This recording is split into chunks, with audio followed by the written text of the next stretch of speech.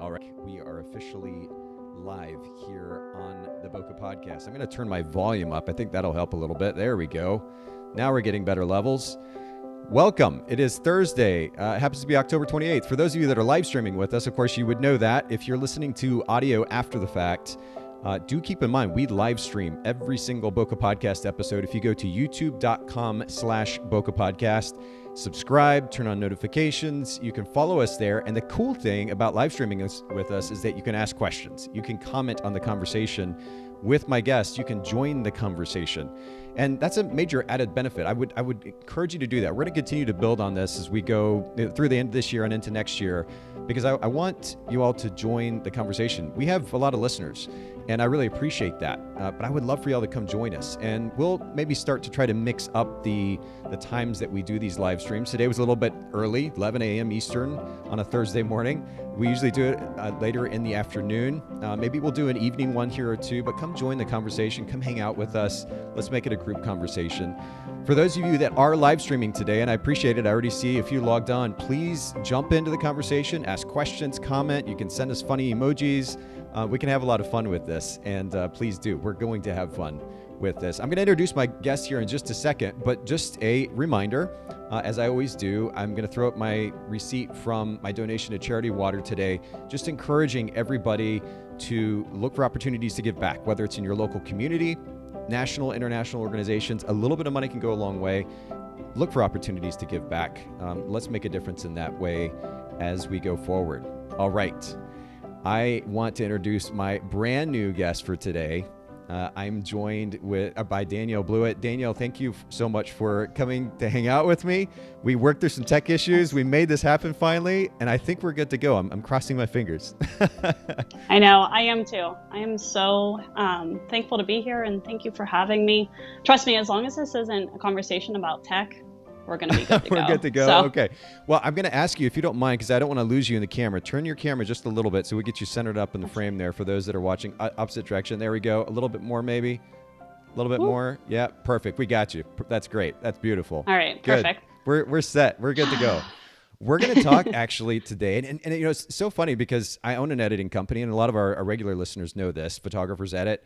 We specialize in custom post-production, custom editing for professional photographers. We match photographers' editing style. But this is something that I rarely talk about on the podcast, and I do that very intentionally. The last thing, I mean, for any photographer that's been in the industry for very long knows, is if you go to a workshop, you go to a conference, you listen to a podcast for that matter, you hear commercials nonstop. We've intentionally left commercials out of this podcast and plan on continuing to do so for an infinite amount of time, because it's kind of annoying. It's a little frustrating. And the last thing you want to feel is like you're being just kind of something forced on you, right? Right. But the caveat to that is, I think through post-production, we offer a service that potentially makes the biggest impact outside of maybe the camera or the lens that a photographer uses.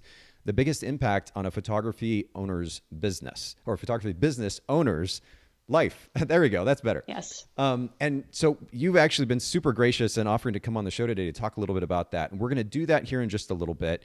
And by the way, we're going to have an honest conversation about this too, because again, people aren't stupid, right? When they hear somebody, for example, myself, knowing that I own an editing company, it would be easy for me to frame this as the easiest, best thing to do ever. We're going to talk about some of the challenges innate to outsourcing editing, and maybe some of the potential drawbacks in that process, because we want this to be an honest conversation. But nonetheless, I appreciate you being willing to come have the conversation today. Like we normally do, we're going to start the conversation with this topic called brand position, and it's a great opportunity for you to introduce yourself. So let's do that. Let's start with your photography business's brand position, because I know you're in education as well. What is your photography business's brand position, and of course, in the market that you're in? So I am a Pittsburgh-based family photographer and filmmaker. So I like to help families record the memories that they want to remember years from now, ones that might be a little bit blurry while they're in this like season of life. Yeah.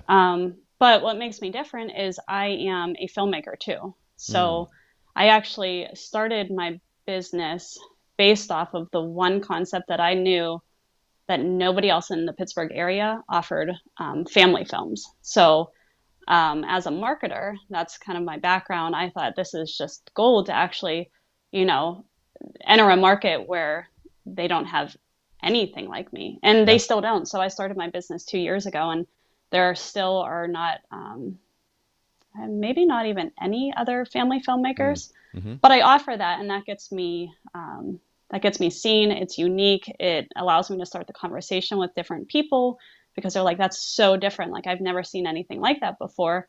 And even though like it comes with, films are more expensive because they're incredibly time consuming. I can't Speaking edit. of post-production, that I mean, the amount of time involved is just astronomical. It is. And there is a lot of creative liberties that go into every single project that whenever I do a film.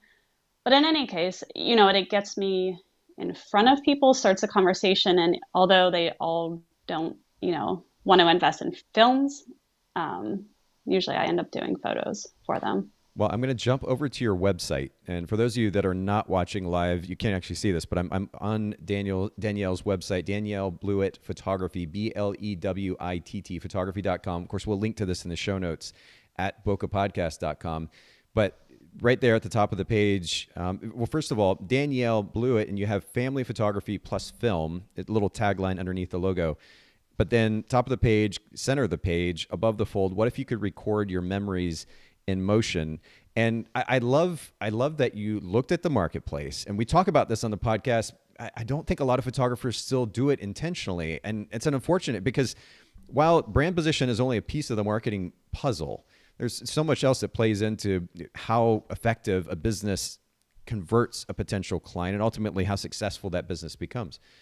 This is a missed opportunity, I think, in so many cases. And it's funny how simple the effort actually can be. It is literally as simple as Googling a particular marketplace and that particular service. And you look to see if anybody else is offering that particular service or the variation on that service, as we've talked about. And if not, there's an opportunity. Assuming there's a market for it, there's a really incredible opportunity because now you actually stand for something that is unique. And I love that you've exemplified this very principle. Look at the market. Nobody else is doing it. You jump on it and you're running with it. And you said you've been doing it now for 2 years? Yeah, 2 years now. Okay.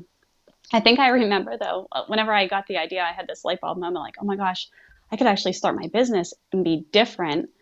And as a mom of 2 little ones, like I wanted to, my husband thought I was crazy, but I was like, I want to go do family films for everybody and for free. And then it dawned on me that I can't do that. All right, I should start a business. But once I had it in my head, I thought that I almost was top secret, where I was like, oh my gosh, I need to design my website. I need to get it out there because I know that somebody else around here is going to beat me to the punch. Realistically, nobody else was, the films are unique and they're different. And I study with people that are all over the world. I actually learned from Courtney Holmes, who's in Australia. But yeah, in my head, I thought, oh my gosh, this is so perfect and such an opportunity that I thought I was going to be racing people to, do it. But really, I was just racing myself. And which is great. Yeah, we're actually working on a project behind the scenes at the moment. I saw that. That has a similar vein in that nobody else is really doing it. In fact, literally nobody else is doing it. And the opportunity is incredible. And I have that same apprehension that you had, which is oh shoot, if I don't get to market quick enough, somebody else is going to jump on this idea. Thus far, nobody has. And this is something that's been in the works for 6 years. I was looking, I've had this old video that I sent to my business partners, basically pitching them on the idea. And it was from 2016. I want to say was it May, maybe July of 2016. Anyway, the idea has been there for a long time. And I think, I look in hindsight, we see opportunities as entrepreneurs along the way. And the mistake a lot of us make in many cases is that we don't jump on that opportunity. I think in this case, the timing has actually worked out really, really well, but I'm still a little bit apprehensive. I'm like, shoot, if we don't get to market as quickly as possible. Right. Yeah. So we're actually working on that, and we've got a timeline, and I'm stoked about it and nervous about it at the same time. But nonetheless, props to you for seeing the opportunity, going for it. It's a great example, great reminder for our listeners. And then I'm just going to jump over to your education site as well, which is at danielleblewitt.com. And, I've mentioned this in passing on the show at least once or twice anyway now, but I'm going to continue to do so because there are a lot of photographers that are getting into, I'll jump back to our split screen here. There are a lot of photographers that are getting into the education space. They see the opportunity, they want to teach, they want to share, they want to make other people's lives better. The motivations are various, but there are a lot of people going there. So it is particularly important in the education space. Very similar, in fact, to the photography space where there's so many professional photographers. Getting the education space to actually lead with a position that is unique. So tell me about your brand position there for that business. So I obviously didn't have first to market for this idea, but, I felt like I had my own light bulb moment whenever I was kind of at a crossroads with whether I wanted to take photography full time, or I felt like I was at like a place where I had to split on exactly what I was going to do with my career, whether I was going to continue in the corporate world or whether I was going to take photography full time. And then I had this like amazing moment of clarity where I thought, oh my goodness, there are so many photographers out there. So I started at Schultz Photo School, and Schultz Photo School is a wonderful, kind, caring group of people. I still belong there. But there's a lot of moms with cameras that started just like I did. And they had this idea that they want to like start a business, but I felt like I had an advantage because I love business and I love marketing almost as much as I love photography. So I thought, what a wonderful idea if I could just start teaching, other photographers and actually apply, my 15 years experience in marketing and my love for it with others who, maybe just are a little not sure like how, the how-to of running a business. Sure. So I thought, what a fantastic idea. And then I think I actually said it out loud. I don't think anybody else out there is doing this. And then I started looking and I thought, well, that's a little bit naive on my part. One, because I never really reached out. I wasn't saying, oh my gosh, how do I start a business and how do I market a business? Like that to me, that's all in my wheelhouse. So I never, the more I started actually looking, I thought, well, okay. But I come from the point that not every teacher is going to resonate well with every person. So just like there's a photographer, I may not mesh well with a certain family, or I might not be the right photographer for them just based out of personality or, processes. So my teaching style might be different than somebody else's. So that kind of kept me going once I kind of had the wind taken out of my sail when I realized that there were so many others. But I talked to a lot of family photographers, a lot of moms with cameras that are just saying, I have this gift and I want to use it and I want to share it with people. And I, just like me, when I came to that crossroads, like, do I stay in the corporate world or do I let it rip and just see if photography can work for me and actually replace what I was doing in my full-time career? And, for me, it took a lot of bravery. I felt like I am my own ideal client whenever it comes to that. So I had like, well, you know how to speak the language to your potential client. Yeah, I had the hesitations about going and, can you actually really make money in family photography?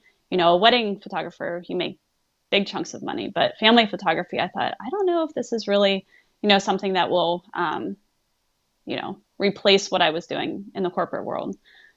So I try to come at it as like, I get you and I'm here for you. I'm usually pretty relatable when it comes to that. So. Well, and I'm jumping back over to your site, and you do a great job here of placing that position statement at the top of the site, as we talk about here endlessly in the podcast, above the fold without having to scroll immediately. That photographer, maybe looking for coaching, lands on the site and sees that you focus on helping build a photography business you love, market your photography business with confidence, book more dream clients, and create a business you love with simple step-by-step marketing tips. And you do a great job with that subtext and clarifying. Of course, there's great vocabulary used there for the sake of SEO. I mean, it's kind of a win-win. So we'll make sure to link to this in the show notes as well, bokehpodcast.com. And by the way, I don't want to minimize the very thing that you pointed out, which is that there is a lot of opportunity in the education space, in the photography industry. The thing that I've been very hesitant about, and this is where, again, when we, as entrepreneurs, if we're looking for an opportunity, there's always going to be some type of barrier to entry or friction in the process of starting a business, right? There'll be challenges, no question. But if we immediately go to the thing and do the thing that everybody else is doing, and I say everybody very broadly there, but everybody else is doing, then we're naturally challenging ourselves even more than maybe necessary. And so what I want to encourage photographers to do is not just simply jump into education because it's the trendy thing to do, but to do so with the awareness that there are a lot of other people in that space. And if they do jump into that space, jump into something that is unique, that enables them to stand out.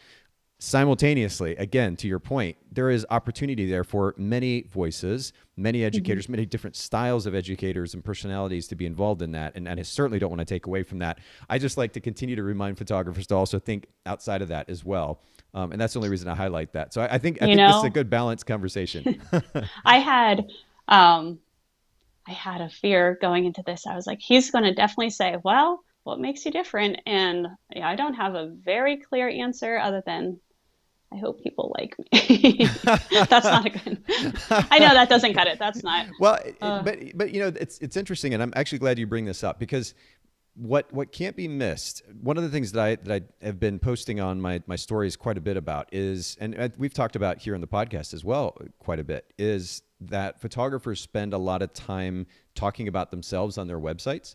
And I think this originally stemmed from the shift in the industry that happened. And I've been in the industry about 20 years now, so I saw it happen. The shift that happened in the industry maybe about 12 years or so ago, maybe even a bit more, 15 years, where we started the idea of infusing your personality into a business and engaging with clients as friends, not just this kind of distant thing that, a number in the mix, if you will. They're actually engaging with them personally and putting your personality out there, and your brand being a reflection of your personality and who you are and your dreams and your passions, all this thing. That happened, and it was a good thing because the industry, I got started in a small market here in the Chattanooga, Tennessee area with very traditional photographers who were competitive and didn't want these young kids coming in, doing the things that we do as photographers, as new photographers. I experienced what it was like to be in that space where things were a bit colder and more competitive and people weren't super friendly necessarily. And so I like that we made this shift, but like many things that we do in our culture, there was this massive pendulum swing.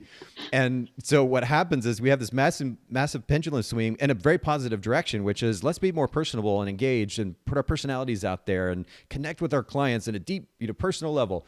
And it's all great and good, except that at that point, and to bring it back to what you said, just being likable doesn't make a successful business. Being likable enables us to be able to connect with a potential client maybe a bit more effectively, but there's a lot more at stake here.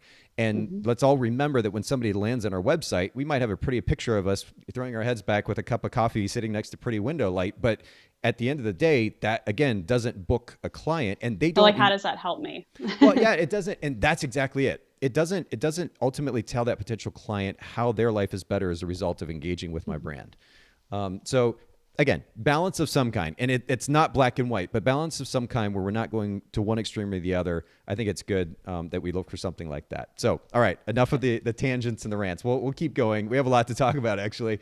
Talk to me about, for you, what is the most important idea behind providing a really great customer experience for your clients, whether it's photographers or non-photographers? Everything, I would say, everything boils down to expectations.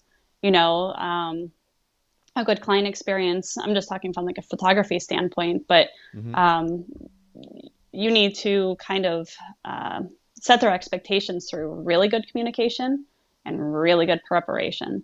So those are like the two building blocks I have whenever I'm actually working with clients, because if you don't prepare them well, or you don't communicate with what they need to see next, there's a lot of gray area and a lot of margin in exactly what their expectations are and what you're actually delivering. So if there's a discrepancy there, they're going to be let down no matter what. So yeah, it all communication, preparation, and honestly, everybody always has these questions about, how do I grow my business? And do I need to advertise on Facebook and all these different marketing things? And I want to say, the core of growing your business comes down to happy clients. So if you have happy clients, you have access to all of their networks. So I think perfecting the client experience gets you really good reviews. It gets you access to their networks. So yeah, client experience, I think, is everything. And to your original point, what really drives that great client experience is managing expectations proactively. It's so huge. We're actually, and I think I mentioned this during yesterday's episode. Excuse me. When we've actually recently been spending some time, myself and Jill, who heads up our digital marketing, talking about how to rebuild actually the onboarding process for one of our brands, and looking at more intentionally and more effectively managing the expectations of a potential client. It's a lot of times, I think, as photographers, or whether we're engaging with potential clients as a photography business, or in your case as an educator working with other photographers, myself working with other photographers, it's easy to assume that they know something or that they understand something. Yes. And the reality is we can't do that. In fact, in all types of relationships, business and personal, we start assuming, we as human beings, we have the ability to read a scene pretty well, but at the end of the day, if we just simply assume all the time, we're going to get in trouble. And so we have to assume. The way that I like to look at it, and especially when it comes to marketing, and I'd maybe love your take on this too with your background in marketing, is let me communicate to this potential client at a level that I might communicate to a third grader. And to be clear, not because I'm talking down to them or because I think they're stupid, but because I want to minimize the possibility for confusion. So if I use words that have 5 different meanings in different contexts, or I use overly complicated words that somebody might get lost in, then I'm already messing the process up. So let me simplify it, and whether with the words or the number of words, let me simplify the message. And then to your earlier point, proactively manage expectations. This is what the process looks like. Hold my hand. Let me take you through it. And that is the beginning of an incredible client experience, wouldn't you say? Yeah, absolutely. Like, honestly, so Donald Miller says it best: you confuse, you lose. So we have, we're all so close to our businesses. Like, I'm married to my business. I feel like sometimes where I know it inside and out, that means nothing to my client who's still trying to figure things out and, see how I run things. I just had a thought, something about Donald Miller, but anyways, you're going the right track, and he is. For anybody who's listening who's not heard us mention Donald Miller in the podcast yet, I kind of talk about him endlessly because he's got some really, really great books. We talked about building a story brand, Marketing Made Simple. I'm actually in the middle of reading Business Made Simple, which I think is his most recent book, and there is some repetition through those books, but honestly, I don't mind it too much because there are simple, basic principles that can drive an effective business. And one of those is the importance of, in fact, let me just read this if you don't mind, Danielle. I just posted this to my stories today from one of his books, actually. And what he says, I'm going to pull this up here. Let's see, let me jump back. Here we go. No dead air, right? We're live. But he says to our conversation, most companies want to share far too much information on their website. The truth is, people don't need to know your grandmother started the company or that you won an award 10 years ago from the Chamber of Commerce. What they do need to know is what you offer, number one. Number two, how it will make their lives better. And number three, what they need to do to buy it. And I mean, that's literally it. So if we can make that message clear the moment they land on the site within literally a span of 2 or 3, 4 seconds, and then as far as the process for buying it, we literally handhold them through that process of buying it. It's almost a given, as long as you're offering a valuable product or service, that you can have a successful business. But it's the basics. It's starting with those basics that's so important. Yeah, I agree. That's what I was thinking. Like, we're so close to our businesses that we got all caught up, well, we know that it is this simple. Like, whenever we actually have the core of what we're doing and we take it and we overcomplicate it, trying to be cute and fancy and then you lost somebody. Like, if you just, coming from the marketing world, we would hire agencies and everything, and we would pay them big money to come up with these big fancy slogans. And honestly, I think this was before the time of Donald Miller, because had I known him 15 years ago, whenever I was, working for different companies, gosh, I feel like I could have saved a lot of money. Like, just simple stuff actually sells. It really does. It really does. Well, we'll make sure to link to Donald's books in the show notes, bokehpodcast.com. And by the way, for anybody listening in, and we're going to come back to books in a second, but we have a resource for those of you listening that is Bokeh Bookshelf, Bokeh, bookshelf.com. If you go to that URL, you'll see the most popular recommendations on the podcast. Over 500 episodes. There have been a lot of books shared, but there's a theme running through, probably top 10 books anyway that are most commonly shared. But there are a number of those there. And for those of you listening, if you're or watching, if you're looking for the next read, make sure to go check out that resource, bokehbookshelf.com. So next question for you, Danielle. Talk to me a little bit about time management. You mentioned your family. How have you, I guess, and there's probably a lot of answers to this question. What's one of the biggest ideas that's driven your ability to balance business and personal life? All right, I'm going to preface this by saying I'm a terrible role model right now in this October fall season. I have overbooked myself, and so we're just going to pretend like the rest of the year is what I'm talking about. However, honestly, for me, it's all about time management and scheduling. So once my business, I got the ball rolling and I started getting clients, and there was a demand for working with me, then you can start actually setting your schedule. So for me, one of the things that I do, and I say this all the time, I'm either going to be a hero at the end of the day, or I'm going to be really, really tired. But I set my schedule and I say I'm only shooting. I try to protect my time with family. So I only shoot one time on a weekend and 1 or 2 times during the week. Once my schedule fills, then I actually I offer piggyback sessions.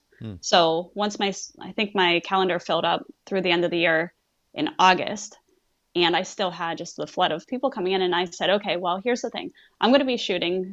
So I'm in Pittsburgh, and there's a handful of gorgeous locations that are always like the top requested places to shoot in Pittsburgh. Then I went to everybody and I said, okay, well, listen, I'm going to be here at this location on this date. And I gave them like my full calendar. I want to work with you, but if you want a session, pick one of these and you'll come before I shoot the other one.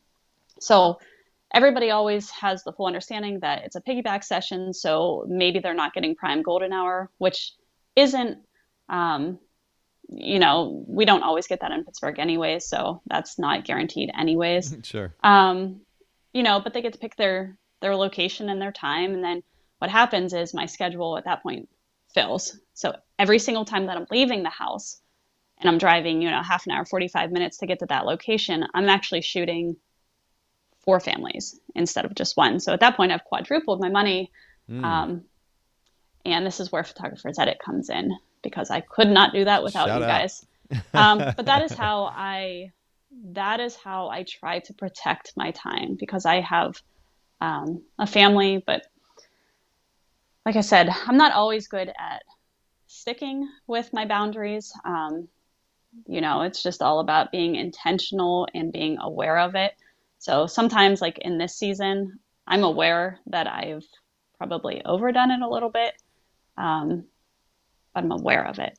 Another little thing, I admit it at least. But another thing, and this is just like a super quick win for me. So I have small kids. So, my phone is the biggest distraction that I have.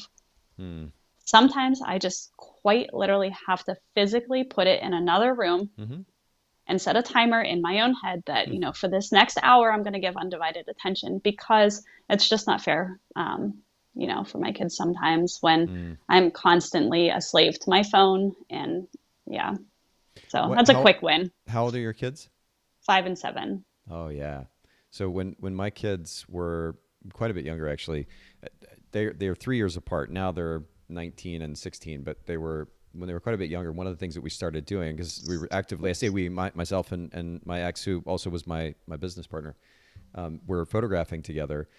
We would intentionally, to make sure we were giving them time, Sunday was the day that we would shut computers down. Actually, initially it was Monday. We did what we called Fun Monday. So Fun Monday was computers shut down, and we didn't work. And they were old enough, or at least got to where they were old enough that they understood what that meant, so they would hold us accountable too. Fun Monday is like, Mom and Dad don't work.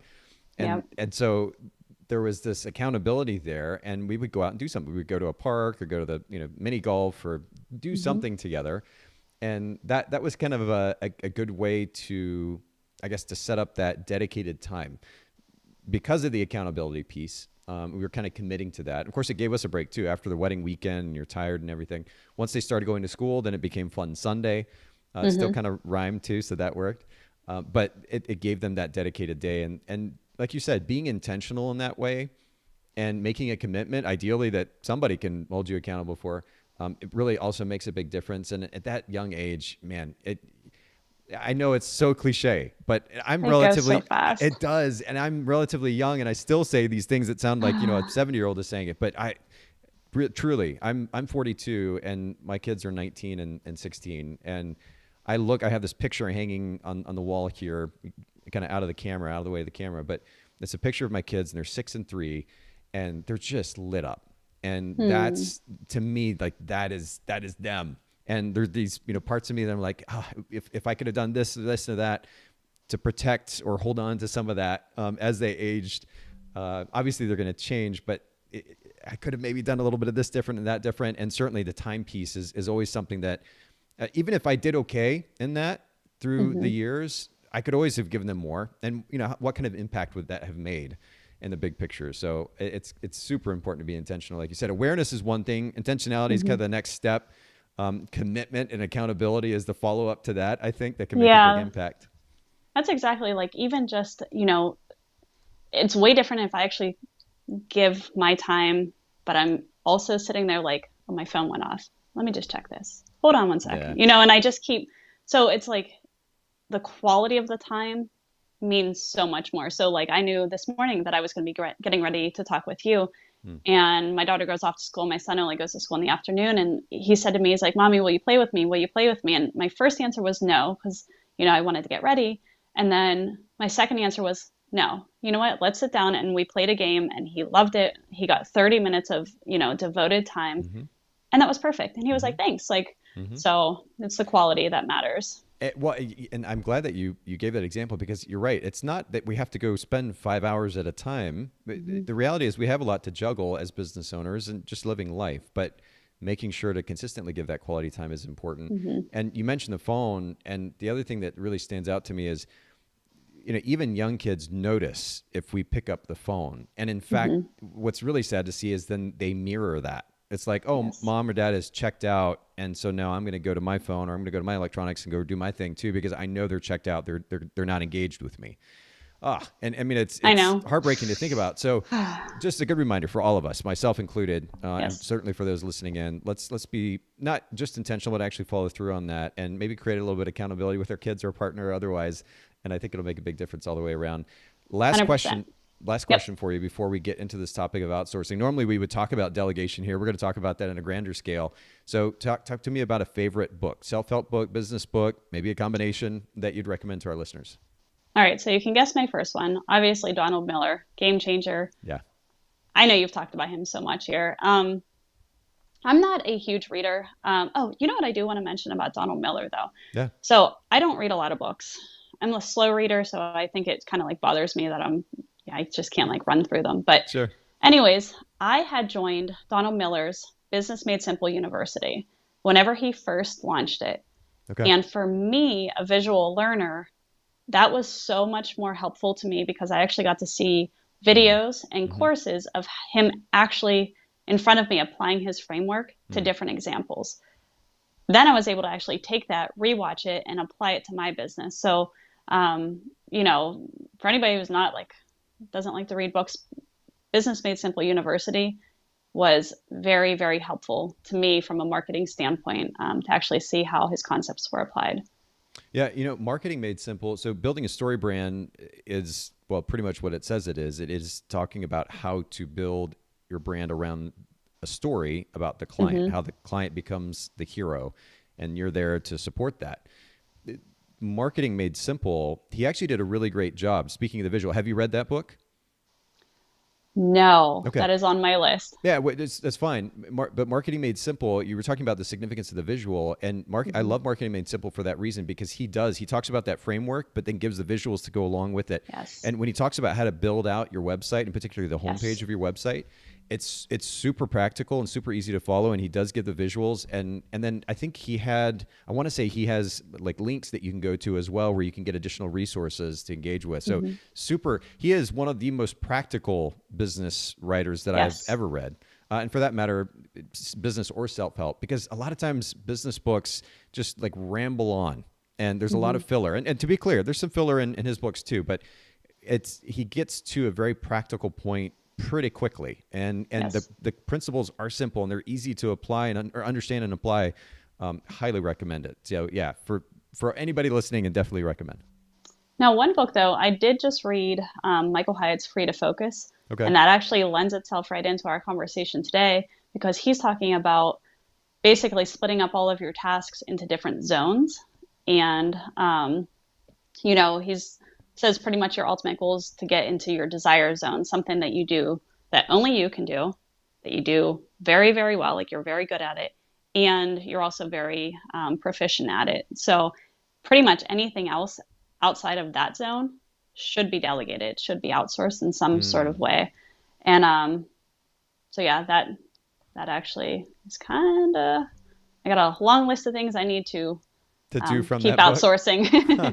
Well, I pulled the book up here on Amazon for anybody who's curious, listening or watching. Free to Focus: A Total Productivity System to Achieve More by Doing Less. And of course, the conversation, and I've at least alluded to this briefly on the podcast previously, but Jill, who produces our show, came from and runs our digital marketing. She came from the education space, and that was basically what she did all her professional life. And she brought an interesting perspective to bear in these conversations that we're kind of obsessed with as solopreneurs, sole proprietors, I should say, and entrepreneurs, which is the idea that we are going to kind of give everything up and just focus on the things that we like to do. She's like, hey, by the way, there are people out there that still have to do that work. And it's true. And so I think it helps us appreciate, or should anyway, help us appreciate those that are, dare I say it, in a supporting role, in the sense that they're supporting what it is that we're trying to achieve with our business.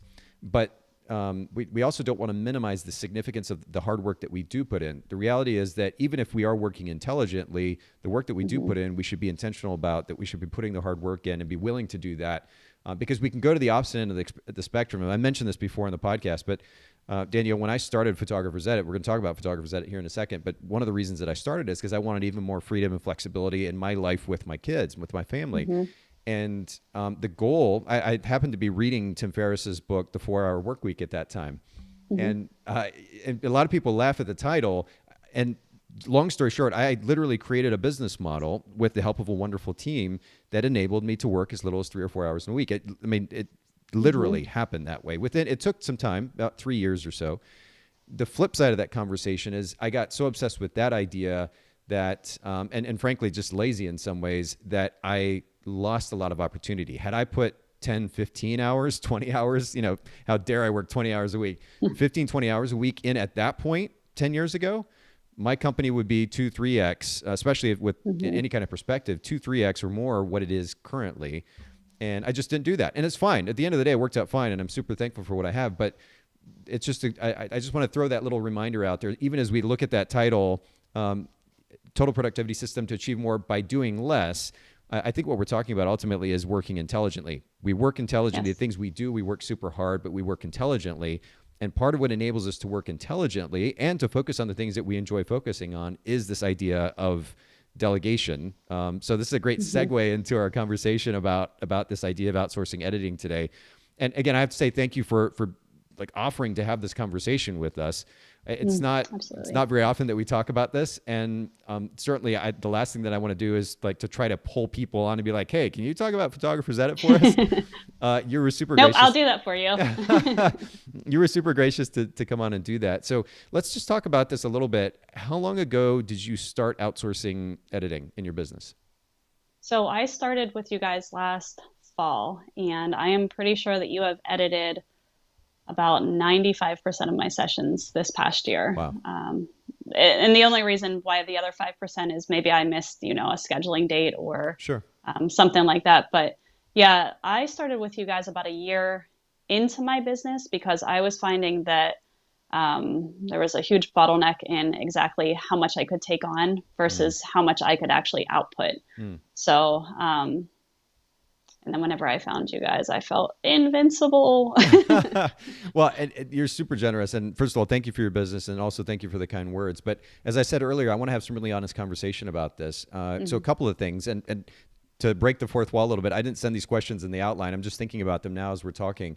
First thing, one of the apprehensions that a lot of photographers, one of the two major apprehensions that photographers share when it comes to outsourcing editing is the cost.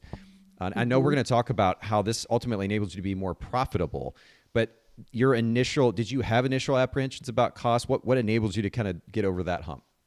I had, it's anytime that you ever say, oh, I'm never doing that you're just speaking from ignorance. And, usually those things, you actually go back on your word at some point, but I was like, oh, I'm never hiring an editor because I had misleading, ideas in my head thinking I was like, well, my goodness, that just sounds so incredibly expensive. And, they can't edit it like I do. And I don't want to give up. There's all sorts of things that I know that we're going to talk about, but cost. Yeah.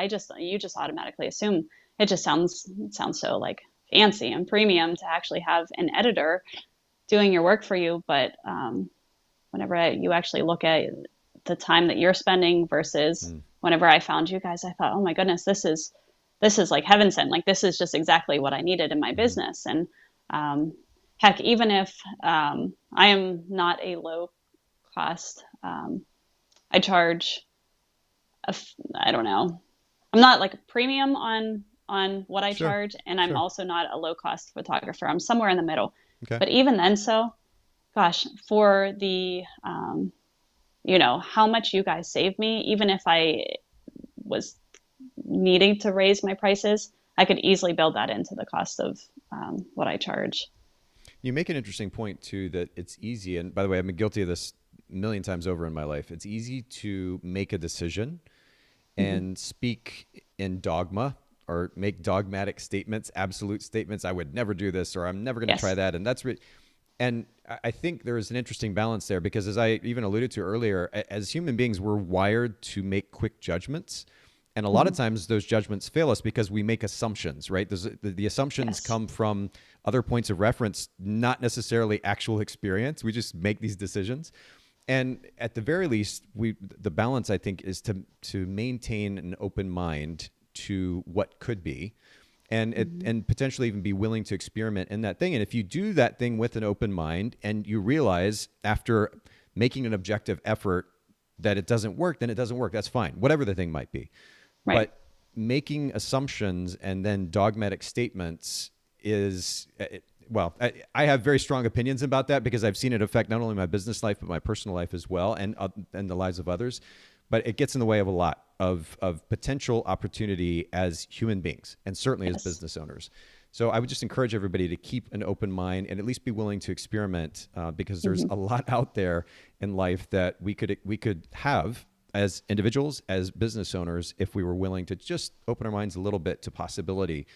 But you mentioned, we talked about cost, and we're going to talk about how that ultimately, outsourcing editing, not only were you able to justify the cost, but it made you more money. But the other apprehension that photographers mention is the idea that if I hand my editing to somebody else, it's not going to match my style, and it's going to somehow be a poor reflection of my brand or hurt my brand and keep me from making as much money. I've even heard photographers go to the extent of saying, my clients know if I've not edited my images, which I think is hilarious. But that aside, what apprehensions did you have in this regard? And again, what enables you to step beyond that? And I know I'm asking a lot of questions here all at once, but just to add some nuance, and again, kind of a challenging conversation here.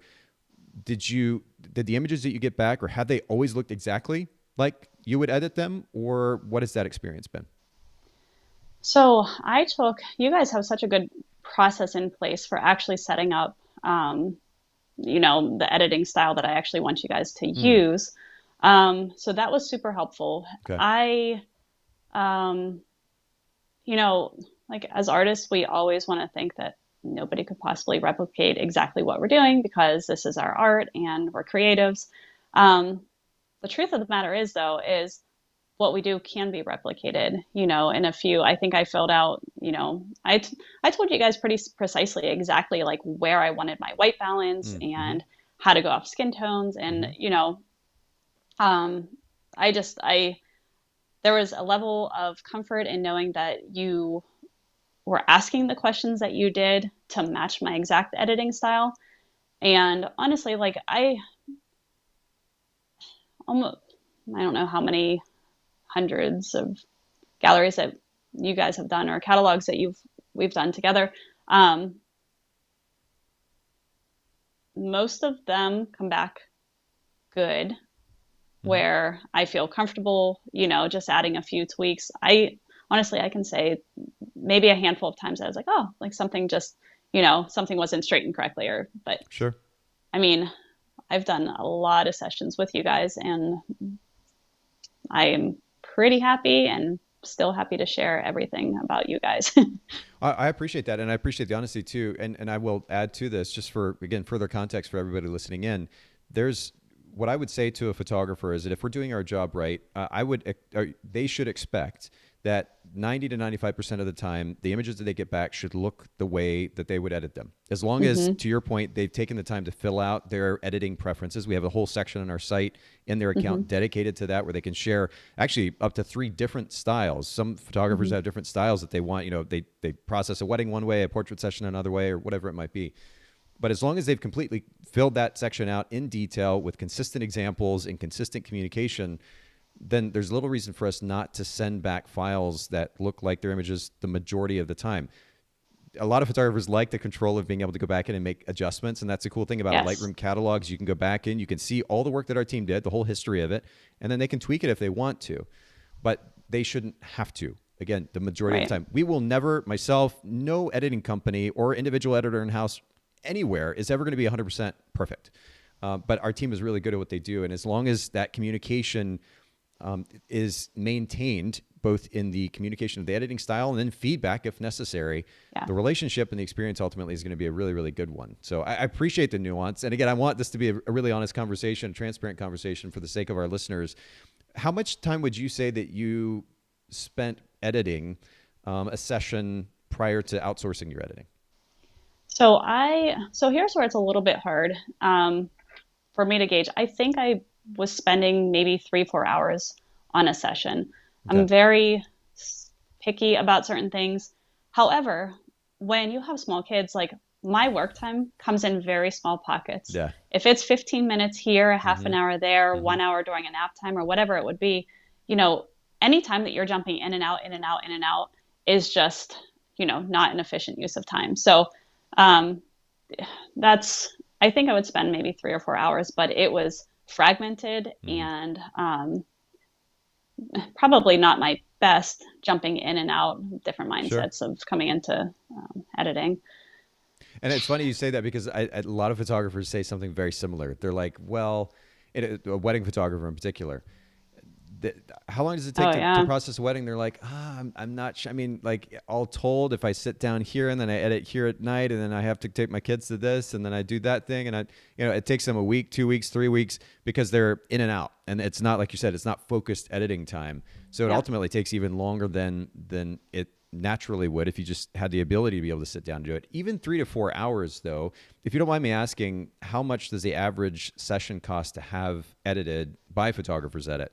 And comparing that against the 3 to 4 hours that it would have taken you. So like like how much I spend with Photographers Edit? Yeah, per session. Mm-hmm.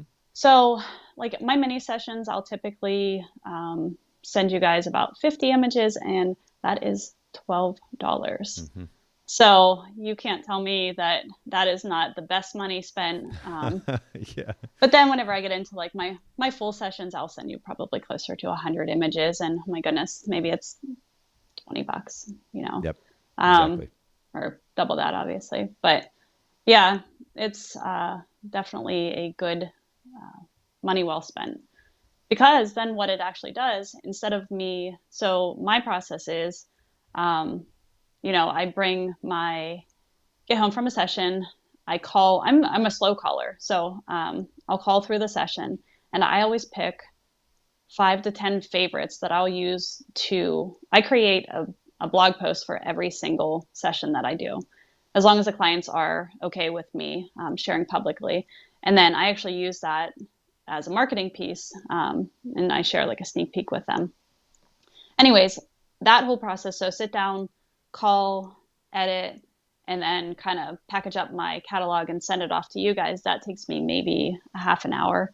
But it happens all at once. Like that, I don't usually break up. I sit down, I call, edit, send. Then you guys do all of your magic, get, my catalog back to me within, usually quicker than I'm ready to even, deliver it back to the client. And I will go through and fine tune just to make sure that, skin tones look good. And I'll use my adjustment brush every now and then. If I shoot a lot of backlit stuff, which always needs a little bit of fine tweaking, whether it be, radial filters or brushing or, and then I do all my black and white conversions on my own and export. And so that probably takes me a half an hour, but that's usually dedicated time too. So I'm not like piecing away at that. So I know that there are two, pockets where I need to edit my sessions. Once at the beginning, you guys do your work, and then I finish. So you're saving, it's a third or a quarter of the time that it would have taken had you had to do it all on your own, which is a huge time savings. I'll add this little caveat too, in case anybody listening in or watching is curious. That radial work, the brush work, those are options that we offer as far as our service. What Danielle is describing is our custom color correction, which is not just simply color correcting images, but matching the finish that a photographer would call their style. And so that's what's included in that service. And there are actually a whole list of services packaged in that. It's 24 cents an image currently. But then we also do offer Lightroom retouching and Photoshop retouching. And so some of those other services are options for anybody who just might be curious. I just wanted to throw that out there. But Danielle, I kind of want to shift now to, let's talk about how this ultimately enabled you to become more profitable. How do you get to shoot more? How do you get to make more money? Talk to me a little bit about the marketing side of things. First of all, what did marketing look like previous to outsourcing? And what does it look like as a result of outsourcing editing? So marketing for me, marketing is always, I know there's a lot of people that run from marketing or just like, marketing is not my thing. Somebody help me. Marketing for me, whenever I started the business, I think I was almost as excited to market this business as I was to actually, have the business. So marketing was my first love. So I did a lot, but honestly, freeing up my time where I had, let's say I shoot, a handful of sessions instead of having to sit at a computer editing, which actually, editing is wonderful and beautiful. And I love delivering nice, galleries to my clients, but that's actually not, getting my business out there. It's not treating my client, like working on my client experience. It's not working on social media. I would do as best I could before, whenever I also had to work on the editing. But once I found you guys and I had all of that free time opened up, then I just had lots more time. Yeah, and that is, it seems, it's interesting to me actually, and we've talked about this a little bit on the podcast before, but I would say, I would venture that if you have a wedding, and I go to wedding photography because that's what I did the majority of. I photographed engagements, the occasional family session. My business partner also photographed family sessions. But the average wedding photographer, portrait photographers might be slightly different, but I would say the average wedding photographer, and certainly portrait photographer, if you're only shooting 2-3 times a week, should be able to run their business in an average of about 20 hours a week. The idea of having to work 50, 60, 70 hours a week in order to run a business, if that's the case, and I know there are always exceptions, so I'm not going to make a blanket statement here, but if that's the case, in many, if not most cases, it's probably because you're not running your business very intentionally. Dare I say, and this is going to come across very direct and harsh, but intelligently. What I mean by that is not that you're stupid, and of course I'm not talking about you, Danielle, just generally speaking, not that a photographer is stupid, but intelligently in that there are tools and services. In fact, literally, this is a really fascinating thing to me, but in 2021, if you Google any activity that you do in a day, personally or professionally, you could literally hire someone or use a tool that will do that thing for you or help you do that thing more efficiently. I don't really know of a whole lot of exceptions, honestly, in that conversation. And I mean, we could go to a hilarious extent and probably prove that very point. So the reality is that if we have tools or services that we can utilize like this, to your point, Danielle, if we're able to outsource what is probably the most time-consuming element of running a photography business, sitting in front of a computer, editing images, which, of course, by the way, and we're going to talk about this, but it doesn't actually increase revenue doing that, right? No. So right. if we don't have to do that and it then frees us up to do the thing that does generate more revenue, why would we not do that, especially at so little cost as we described? And so I'll just leave that question hanging for everybody to consider who maybe doesn't already outsource their editing. But let's actually use that as a segue to talk about the increase in revenue that you've experienced. And I don't know if maybe you can give us kind of a rough estimate as far as the percentage increase in revenue since this kind of transition to outsource your editing. Do you have an idea? So I break it down on like a weekly, weekly numbers, but where I was telling you that I was comfortable shooting 2 or 3 sessions a week, because I just knew that was all that I could actually handle in outputting and delivering to my clients. But like I said, once I found you guys, I almost felt like invincible. Like I could probably just picture what my husband was saying, but like he was probably thinking like, oh my gosh, we've created a monster, because I felt like I can just shoot as much as I can possibly shoot, because this is taking, such a burden of the workload of editing off my plate. So where I was shooting 2 or 3 sessions, well, this is a little bit crazy, but in this fall season, actually in October, I'm shooting anywhere between 8 and 10 family sessions a week. Yeah, so I'm a little bit busy right now. Yeah, a little bit. Yeah, but I mean, whenever you look at it, I mean, that's 3-4 times what I was capable of doing before. Now, I'm running a little bit hot right now, so I'm probably not... not necessarily sustainable at that level. Yeah. And honestly, I do a lot for the education side of my business too. So there's the photography side, which is very busy right now, but I also deliver content every single week to other photographers. I'm supporting them. I have a lot of other things, digital courses that I also work on. So my time might be spread a little bit thin right now by taking on this many sessions. But I will tell you, there is no way, shape, or form that I could possibly handle what I'm doing right now without Photographer's Edit. Like I feel a little insane right now. And that wouldn't even be a thing if I didn't have the support of you guys. So. Well, again, I appreciate those very kind words. And for those of you listening in, I've popped this up a couple of times. Photogs Edit, PHOTOGSEDIT is on Instagram. And then, of course, photographersedit.com, just like it sounds. I'll pop that up there as well on the screen for anybody watching live. A couple more questions here as we finish up. I've already alluded to the significance of communication. And actually, any of the webinars that I do now and helping onboard Photographer's Edit clients, I focus on this idea of communication, and I highlight the 2 things I mentioned earlier, which is communication of preferences and then the importance of feedback.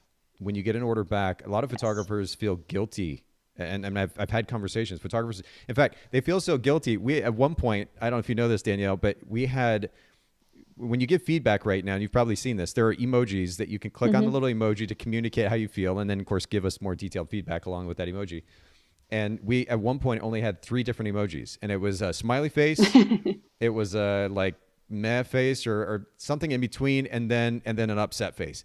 And that wasn't enough nuance for photographers. They're like, we want more options because we feel bad clicking on this one, but we didn't really feel that, like that face is too extreme. We didn't feel that bad about it. We just wanted something tweaked a little bit. They don't want to hurt your feelings. Exactly. Well, and I appreciate that. We've now expanded to 5 different emojis, so there's some nuance to it. But the feedback process is almost as important as communication of preferences. And why I say this is because we're likening it to a dating relationship at this point. In order to, and not just a dating relationship, any kind of long-term relationship, friendship, romantic relationship, or otherwise, if you're going to develop a strong relationship, it's not just about the initial communication of interests and hobbies and so forth up front. It's the ongoing communication about preferences and desires and frustrations and interests and deep thoughts and so forth. It is ongoing communication. That is what enables a healthy relationship to to be sustainable over the long run. And a lot of photographers miss that piece, unfortunately. I'd love to get your take on and the process of, and ultimately your experience with communication of that editing preferences. You touched on that a little bit earlier, but then also the feedback process in this workflow. Yeah. So I mean, it is so important. I mean, like you just said, with anything, if you want something done the way that you want it done, and this is our business, like our work is what we're delivering to clients. Like this is important to us. But I was very active in the beginning. Anytime I noticed just the slightest thing, I sent a lot of feedback because I knew the value in what I was actually, doing with you guys, what I was actually spending my money on was dependent on how well, whatever editor I work with, if they thought, well, she really likes whenever, this is like this, and I never say anything and I just correct it in that like half an hour post-processing that I do, I would continue to do that but feedback's super important. And I was pretty active in the beginning. Now I just send like happy faces. Just like, this is fantastic. This is great. That was my favorite one. Nice. Well, maybe you're the exception to the rule. I will encourage, though, not only you, but certainly listeners who maybe consider outsourcing the editing. Maybe they use photographers. You use Photographers Edit now.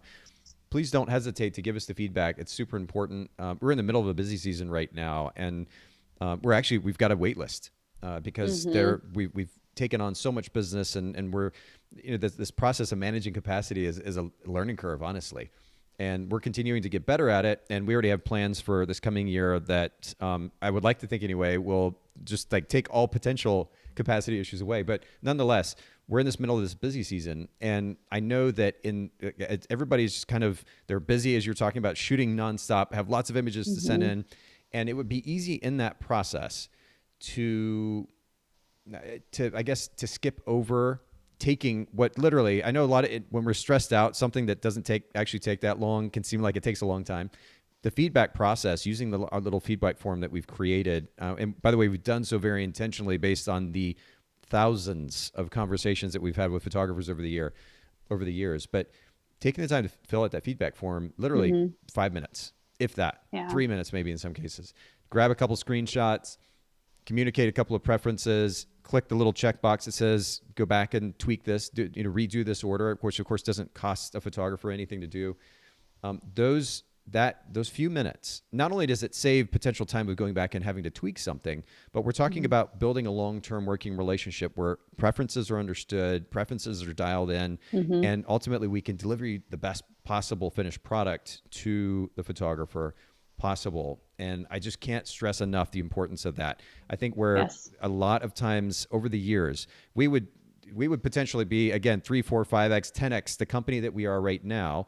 And part of this is on us in communicating this better. But if photographers had taken literally the 3, 4, 5 minutes to give us the feedback and let us make a change and then learn from that change, we would have many, many more clients. The problem is a lot of photographers come to an outsourcing solution like Photographers Edit. They're like, oh, look, they say they can do this thing. Here's my images. I dare you. Let's see if you can do it.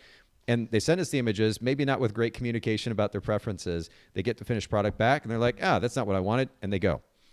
And the reality is that like any relationship, long-term, healthy relationship, personal or professional, it takes communication, ongoing communication for a good working relationship. And we all know this from working with other companies, right? When we go to work I worked for LensCrafters for years. When I went to work for LensCrafters, I didn't walk in the door and they stuck me out in the sales floor and said, go adjust that person's glasses and fit this person's new glasses that they're getting. And I was just supposed to figure it out. There is detailed training up front, number one, and then there's ongoing feedback and training. That's just reality. And yet somehow photographers have kind of skipped over that in this process. So I just want to encourage that. I love you. You make us look like this grandiose company that gets it perfect all the time. And we are very, very good at what we do. But the reality is that there are going to be circumstances where a photographer needs to give feedback. And I just want to encourage listeners to do that. Communication is key in the process of delegation, really anything, but certainly when it comes to editing. So I love sharing anything that I know is helping my business. I love sharing it with other people. Like I am one to always want to share something when I find something good. So that's why I created the blog post about, just all about you guys, like why I started outsourcing my editing, because I know that, there are so many other photographers like me out there that are like, oh, I'm sure it's too expensive and I'm not giving up my control. And there's no way that they could edit like me. All of those things, every other person out there thinks those same things. So whenever I actually sent this out to my audience, they were like, oh my gosh, I actually had no idea how inexpensive it was relative to, what I charge for a session. Or I, just made the assumption that I got edited JPEGs back and I had no control over. Like, so when I put this together, I did it, in the most helpful way to tell people, like, listen, I got something good for you. I too had all of these misconceptions. Listen to me here. But so whenever I released that, I think I sent it out not in busy. It was before, the crush of busy season came. However, I'm now having a lot of those photographers come to me and say, oh my gosh, like we know, like right now you guys are slammed, and they're like, they're not taking new people. I'm like, why did you wait until you have so many sessions to learn something new? Because it is a process. It does take time to set it up. If you want good output, you need to put good stuff in. So that's communication, that's going through the setup process, that's providing feedback. When the house is on fire is not the time to start doing something brand new. Like right now, I just said calling is my arch nemesis. Like I'm just terribly slow at it. And I just had all these people tell me that photo mechanic is what you need to do. I sat down the other day, I shot 4 sessions the other night because I stack everything. And I thought, okay, I'm going to do this for all 4 sessions. It was foreign to me. I had no idea how to use it. And I thought, why am I doing this to myself when I am under, I'm so busy right now with everything else. Now is not the time to learn something new. So I had good intention whenever I shared it early before the storm came. Maybe people will listen a little bit better. Well, and I really, truly appreciate that perspective. And we'll kind of end on this note because I think it's a good way to end the conversation. And that is exactly what you just said, just to remind everybody that certainly the best time to get into it. We normally accept clients all year long. Right now, we've created this waiting list, a standby list, because we don't want to overwhelm or further overwhelm our team or further affect the experience of our existing client base. It's jumping in the middle of October, which is, I guess, typically busy season for everybody in the photography, or most everybody in the photography industry, wedding and portraits in particular, is a little bit of a tough sell. And again, there could be a misconception. If a photographer jumps in right now and tries to use Photographer's Edit or comes to us and they see that there's a standby list, and that's the initial impression, they may walk away frustrated without the kind of perspective that you just shared. So I appreciate you sharing that. I will encourage all of our listeners, we're going to begin opening up new accounts starting next month, and we'll gradually kind of onboard the list. It's quite a surprisingly large list at this point, but gradually let people on. And then as you're working your way through, November, December, January, going into next year, next year is supposed to be, certainly for wedding photographers, the biggest year to date since like the 80s. It's going to be a crazy year. Make sure to take the time to do exactly what Danielle just talked about, which is to set up your editing preferences. Go ahead and submit a smaller order or two even. Your first order, you get a discount, and so you save money. It doesn't take a lot to go ahead and submit an order and go through the process and dial in the experience. And then come busy season, you'll be ready to go. And we're going to be turning up capacity, to crazy numbers this coming year to allow for that, not just the growth, but just simply the fact that photographers are going to be so busy.